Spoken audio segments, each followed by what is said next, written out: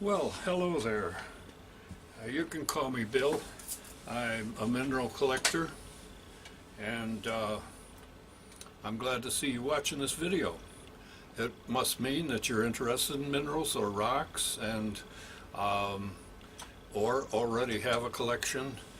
You may find this video interesting because I'm going to detail some unusual facts and things about either minerals or rocks, and I hope it will increase your interest in your collection or in collecting.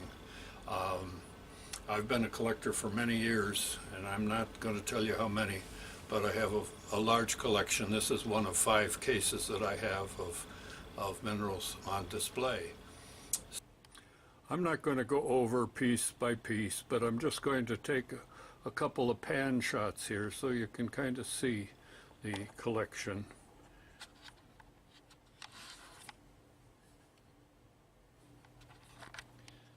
This will show you more or less how I have them displayed in my cabinet. And as I said, I have several cabinets. There are many ways to display your collection, and it's a good thing to put your collection out there where your friends and family can see it, they can enjoy it along with you, and it makes it more fun. Some of these pieces you'll see eventually in this video, but for the time being, I think that's a fairly good representation of what I have on the various shelves.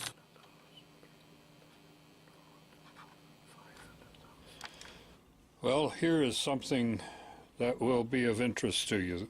I don't suppose many of you have thought that a rock can be flexible. This is a piece of sandstone, and it's called flexible sandstone, and I'll attempt to show you the flex in it. Bends. I probably could bend more than that, but I risk the chance of breaking it. This rather ugly piece of mineral is graphite, and you can see it's been sawed there. This is what most of your pencil leads are made out of. They're made out of graphite. Well, it's called pencil lead, but it's really graphite.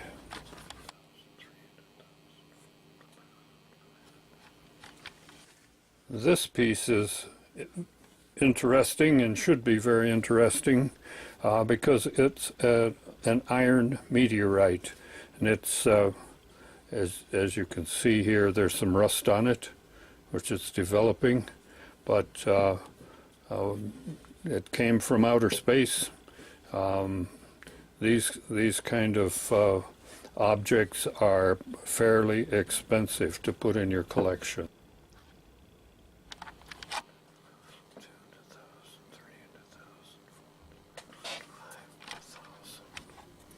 This is a crystal of a common mineral that we have in all of our collections nearly. It's called calcite. But this crystal has a property called double refraction, and you'll see how it's doubling the word under it, and I'll show you the mineral now.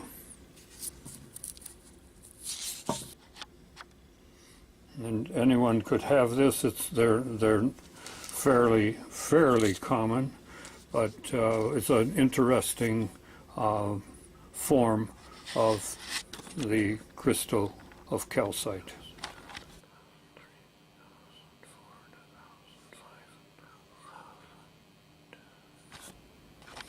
This also is not exactly a mineral, but it is a very interesting formation. It's perhaps basically native glass, and it is made by, it's called a fulgurite, and it's made by lightning striking sand. and it's actually hollow. I think you can see that little bit of hollowness there, and you find them on beaches and the like. It's interesting that it's hollow.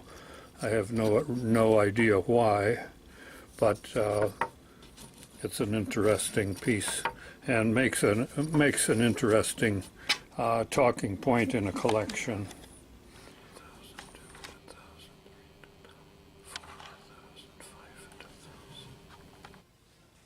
This mineral is mercury. This particular form of it is called cinnabar, and that's the form that is mostly mined when they're mining for mercury, is to get cinnabar, such as you see here. It's a beautiful red mineral, comes in beautiful crystals, as you can see the reflection there. And the mercury is a poisonous mineral in itself.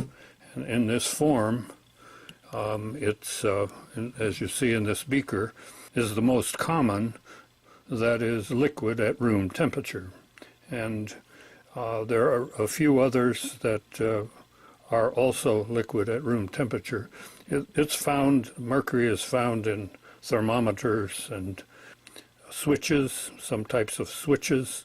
In fact, that's where I got a lot of this mercury, is from those things. And it is found natively in the ground, as I can show you on this specimen. And I'll try to zoom in on that.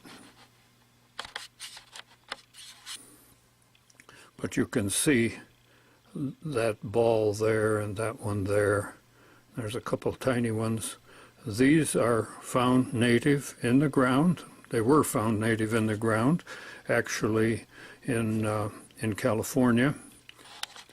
And that's the way mercury is found in the ground. This is a solitary crystal of cinnabar, which is the mercury mineral.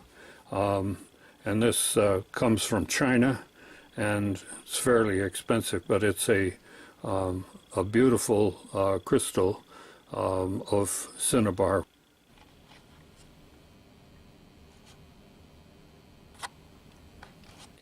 Here is a mineral that looks soft and furry. My camera doesn't want to focus too well on it, but you can see that it looks that way, and it's permanently glued to that piece of red styrofoam for its own safety.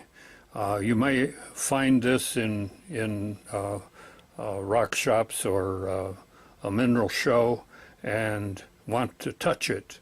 If you touch it, all of those little hairs that you see are perfect little crystals, and they will just break. They're very frail, very breakable, so do not touch, but a very interesting piece for your collection nevertheless.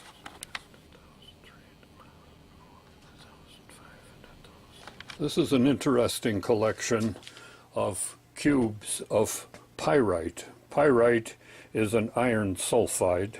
It comes in various colors, but its principal crystal is cubic. And over the years, I've collected this collection of various size cubes. Someone once said they thought it was a fossil backbone for something, but it isn't. It's just a collection of cubes that I've brought together for my collection. It's not terribly expensive, but a cube that is perfectly shaped, such as this cube, does bring a few dollars. So they're fairly interesting. It's heavy because it's iron. Sometimes called fool's gold. When it has a little copper mixed with it, it's yellow and it looks like gold.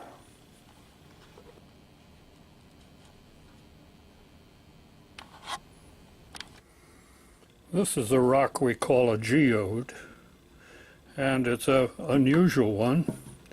It won't appeal to the collectors of beautiful minerals, but it's very interesting because, as you will see, I sawed it apart just in order to preserve the interior. It is filled with natural petroleum. Sorry, Saudi Arabia, but we have some of these in Illinois. It was filled with a very sticky black substance, which I dissolved out and rendered it into this bottle, and that bottle contains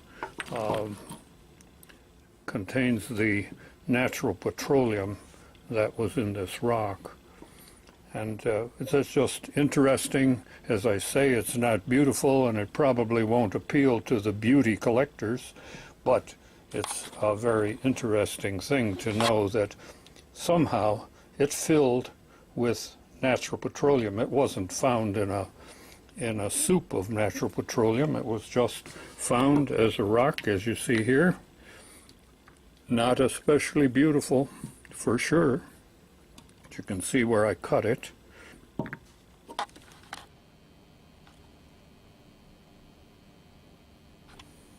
This is another very interesting mineral that has some very unexpected uses.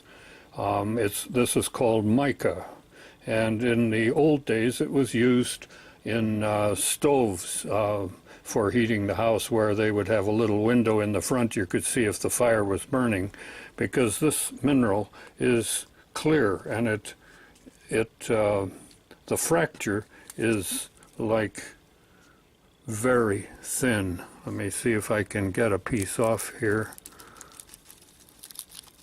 There we go. You see that? See how clear that is?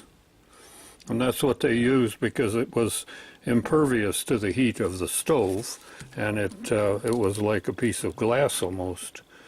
However, the modern use for mica largely is for women's face powder. You wouldn't imagine that, but that's what it is used for. So this is a very interesting piece of for your collection, is mica, muscovite mica.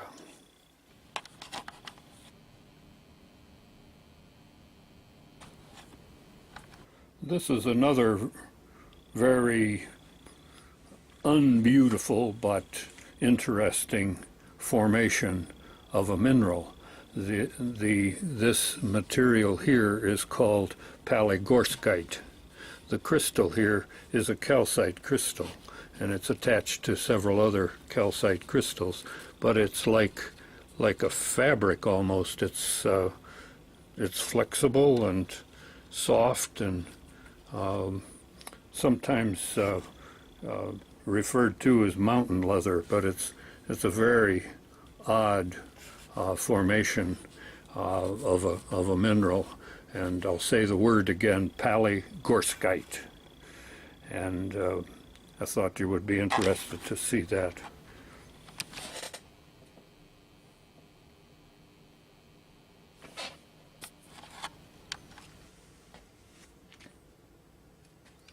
Now, this is a geode, which looks very unappetizing, but a very interesting one. There are a lot of geodes in southern Indiana, Illinois, and Missouri, and other parts of the world, of course.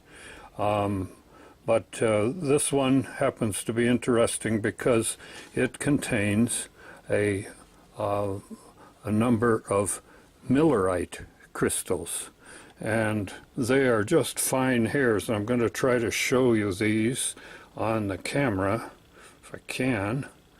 You'll see if we can get this to focus. You see where my arrow is pointing, you'll see a little hair sticking up. I think you may be able to see that. The camera focuses fairly good. And that's a millerite crystal. And then if you look down inside, you'll see a long one laying across the geode. opening, quite a long one, and those little black specks are little beginning of crystals of millerite, or possibly even pyrite. But this is very interesting, this one that sticks up, because it fits into a spot in this half of the geode without getting broken. Right there, it fits right in there.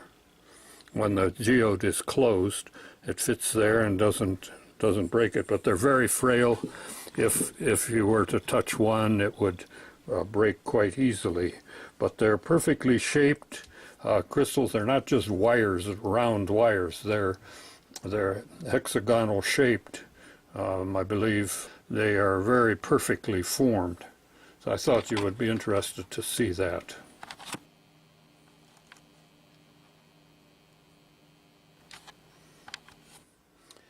This is interesting not because of its rarity, because it's quartz.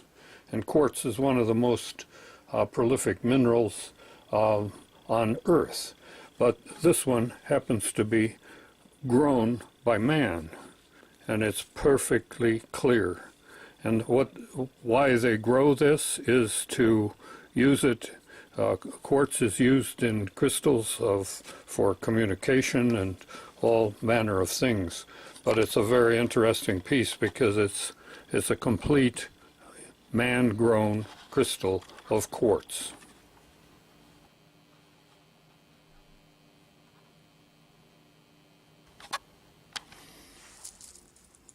This is a man-made crystal, but it is actually of a mineral called titanium, which is a very lightweight metal.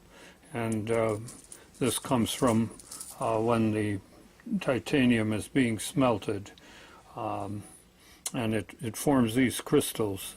So it's an interesting piece from that standpoint.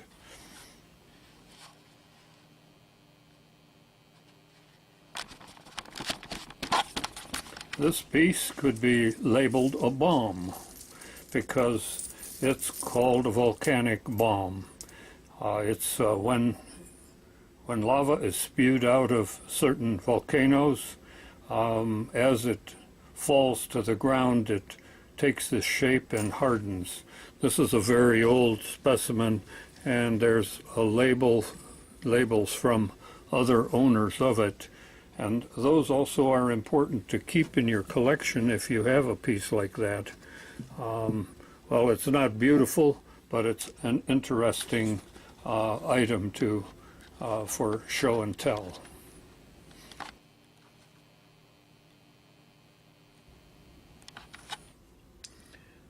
I have in this beaker a mineral that everyone has available to them, and I doubt whether anyone has it in their collection. I've never heard of it being in someone's collection.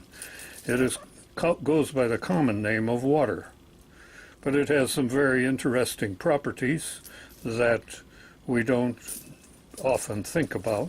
One of them is that as it freezes, the cold water goes to the top and freezes on the top, forming ice on lakes and ponds and rivers, really actually protecting the wildlife in the water. Almost every other chemical that freezes from the bottom up. But water, it goes the opposite direction. So it's an interesting fact you can show someone in your collection that is very unexpected.